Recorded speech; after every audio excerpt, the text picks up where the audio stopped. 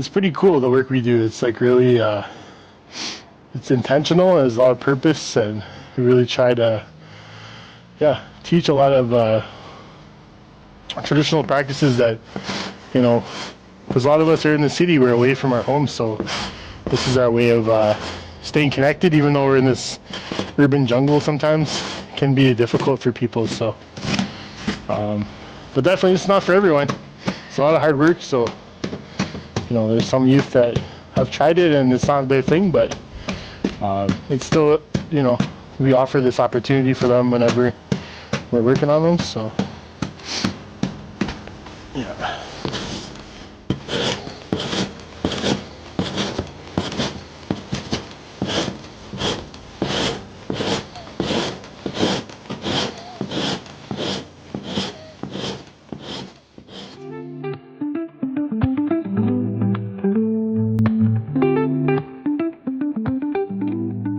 We're doing one of the first processes of tanning a deer hide, which is removing all of the fur, removing on the other side where all the membrane is. We remove it using a method called frost scraping, and because it's like -15, for whatever reason the hair freezes really well, and it allows it to come off really easy when we scrape it. So we found that this method's worked for the many times we've come out to do hide tanning. And so after this process, once the hide is all cleaned up, we're going to be able to make either, depending on if we want to keep it as a rawhide, we can make drums, rattles, which are traditional items that we use in our ceremonies to share songs for a lot of First Nations communities. But if we want to take it the next step further, which is what we've done in the past, is we'll actually turn the hide the rawhide into leather, and that can create so many things. It can create moccasins, mitts, and then for folks that are into like the arts, you can create a whole bunch of different things like earrings, different pieces of jewelry. So it really can become this tool that can use to create so many different things. And so like this is a tradition that's been done for thousands of years, I guess is a better way to put it. Indigenous people, this is a traditional way that we've had to create clothing, create warmth for ourselves. And so again, this is a practice that's older than Canada. It's something that we've been doing for a long time, and a lot of us with A7G, we're urban Indigenous folks, so some of us are disconnected from our homelands, and so this is one way that we've been able to reclaim some of that through working in an urban setting.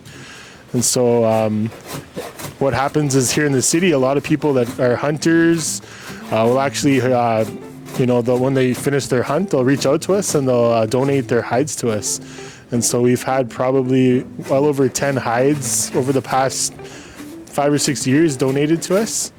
And these two right here are 2 deer hides that we got a couple of years ago, and we're finally able to work on them. And Junior's been out here for a little bit this morning working on the hide, and Junior's been helping us out for quite a while as well. So he's kind of like a little expert now. He may not admit it, but he knows what he's doing. But yeah, it's a tough process. It's a really good workout. And the whole goal is to get rid of all of the fur that's on this, and even the follicles too. So not just the fur, but even just scraping that extra layer of kind of like a 5 o'clock shadow. If you can grow facial hair, it's like getting rid of that like kind of scruffy feeling. And the reason for that is when we turn it into a leather, for example, it's not going to have that on the hide. It'll be a really smooth surface. Yeah. And so we've been able to learn. My wife Gabby, who is the co-founder of A7G, she's really started finding her love for hide tanning a few years ago, and she's worked with some really cool hide scrapers, hide tanners from all across Turtle Island, and she's able to bring those skills back here to Algonquin territory. And yeah, a lot of youth within A7G have gotten an opportunity to go out and work on deer hides, moose hides. So yeah, that's what we're doing today. We'll have a few other people coming out in a little bit to help us, because it is definitely takes several people to work on these hides. You know, one person could do it, but you're gonna be pretty tired at the end of it. So we try and like switch out when we get tired.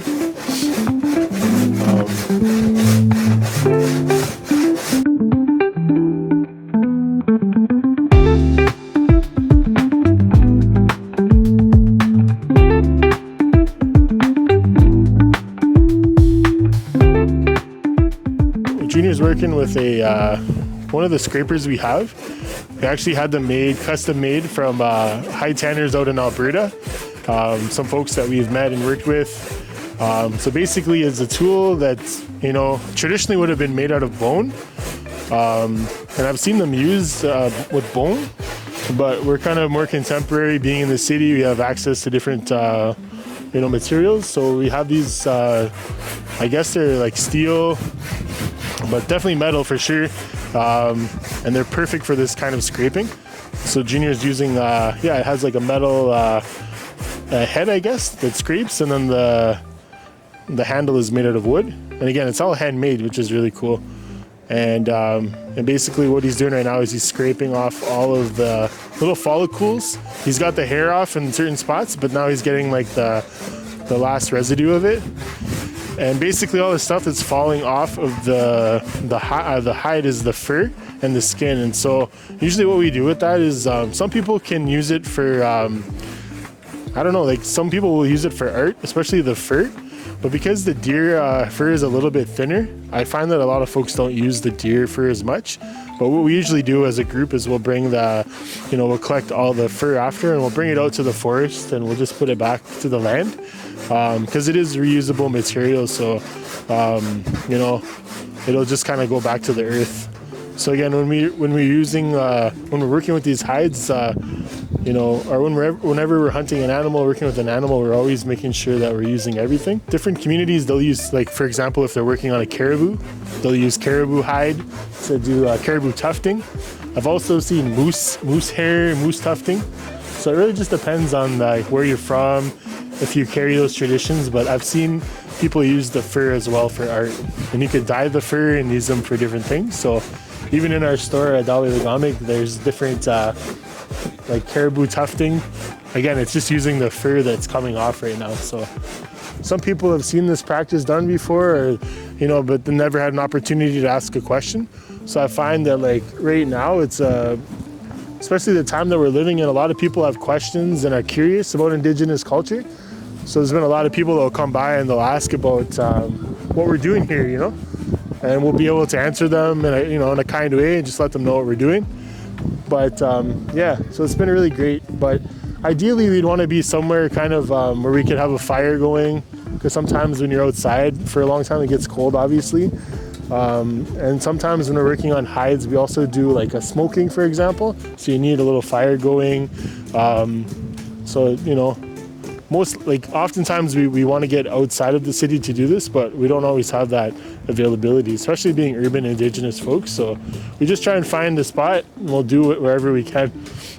So earlier this year, there's a guy in the community. His name is Frank, and he goes hunting every year. I guess he goes back to his home community or somewhere with his family, and he actually caught a moose.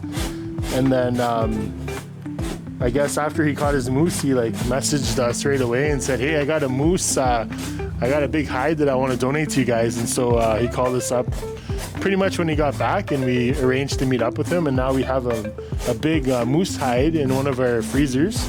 So we're just waiting for the perfect time to use that, to work on that hide.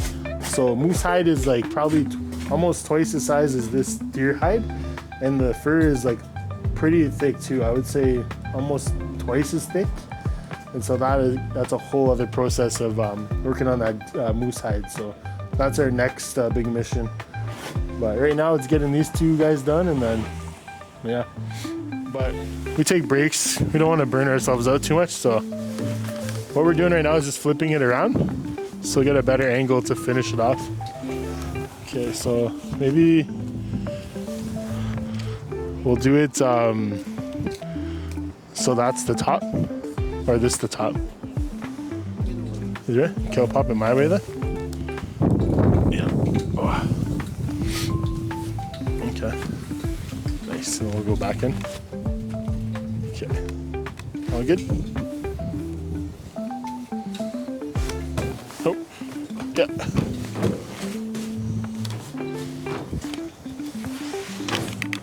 Oh, geez. There we go. Side of your way. Let's bring it out a bit more. Bring it out this way a bit more. Yeah. And then lean it up. There we go.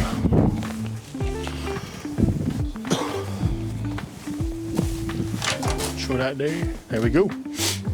And we keep going. Keep going. So I'll probably just keep working here. We have a few other youth coming by in a bit to help us out too, so they'll finish it off for us. Yeah.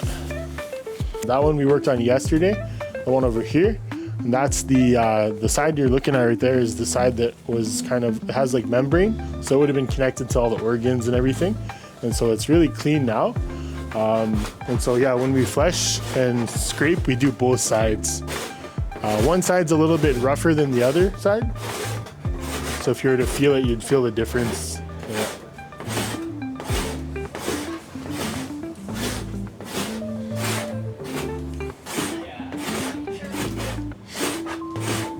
Becomes this leather, and so you can use it on, you know, pieces like this, which is, they're just small earrings, they have little beads on them, and then it's the smoked hide on the outside. So that's one way you can use the hide. Another one over here is even these earrings. So this is a smoked moose hide. So the process outside that we're working on is to get all the fur off of the hide itself. And then if we were to actually work on those hides out there and do another process where we tan them, that's how we make this leather. It's a lot softer, and you can make clothing out of it. So moccasins, mitts, and even like earrings like this. And you could even smell these earrings too. If you smell them, they have that smoky smell. Kind of like because they've been on a fire. Yeah.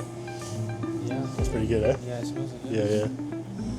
Yeah, so that's a big part of the softening too, is we use the smoke to, that's how you get the color in it as well. Okay. So you'll burn kind of wood in it as the smoke kind of creates the color change in the hide as well. So is it by choice? The length? Yeah, the length is by choice. Again, it's just artistic expression too. So the material itself is pretty like, it's kind of, you can do anything with it really. And that's like where the creativeness of Indigenous arts comes in. So it's kind of like that slow fashion. My wife talks a bit about that, like whenever she's explaining hides, is because it is this fashion that's always been here. And it's not something you can just make in a day. It takes, you know, several weeks. It's a process, and you have to go by the seasons too. You can't always work on hides depending on the weather. So it's not, it doesn't come in all 4 seasons, it's usually... Yeah, it depends on the time of the year. There's different processes, different styles. I'm trying to think what else we have here. So even if you were to take a look at even the backings of a lot of earrings, they have the hide as well. So again, it's used as, you know, you can see the beadwork on the hide. Yeah, so everyone kind of does their own thing with the hide once we make it. We even have it here on the hat.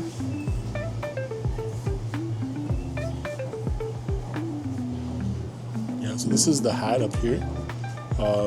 You can tell that this hide's a little bit more commercial because I think they use more like chemicals to work on the hide itself. Okay. It looks a little bit more even, and so that's been happening. There's like companies that do that. Yeah. But for us as a group, we've been doing more of a traditional practice where we're working on hides to make things, obviously. But again, this is more of a commercial tan. But you could see like, you know, how it came from the raw hide to this material. And then some hides you can just keep the fur on it as well. So this is like a beaver pelt. So some people, when they, you know, harvest beavers, they don't take the fur off. They actually just keep the fur because it's really nice for insulation. Oh yeah. Probably the warmest like material, just because they live in cold water too, so they're gonna need a nice coat. So that's beaver fur here. Yeah. And then again, you'll see there's hide over here too. This is again commercial hide, but again, it's used in different, you know, styles. All the beadwork, all the earrings look different. And again, the hide is used in different ways. Some people will dye the hides.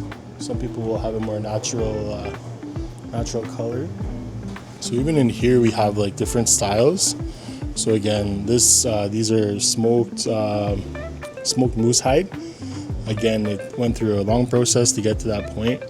And I find that the hide is sort of just like the central piece of all these different pieces. And then the beadwork is kind of based on the territory. You'll notice too on these, they have the caribou tufting. So that's actually caribou fur. And there's a process of actually making it look like different images. There's like processes, so it's called caribou tufting. And a lot of that comes from like more like northern communities, like Dene communities. So this artist here is from the north. And then even these earrings here as well. Again, it's kind of like the background is that hide. So it can be used for jewelry, it could be used for moccasins, mittens, really anything. And again, it really just depends on where the artist is coming from, what traditions they carry.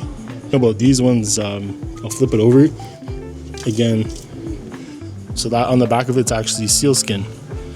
So a lot of Inuit also use different tanning processes when they're working with different animals. And so a lot of Inuit work with sealskin. So it's a similar process where they have to, remove the skin from the animal and then work on the hide, I guess, and make sure that it can be used for different pieces like this. Yeah. So that's that slow fashion. Like even these down here, the same thing. They're sealskin, but they're dyed. But again, there's a whole process that went into collecting the sealskin and harvesting it. So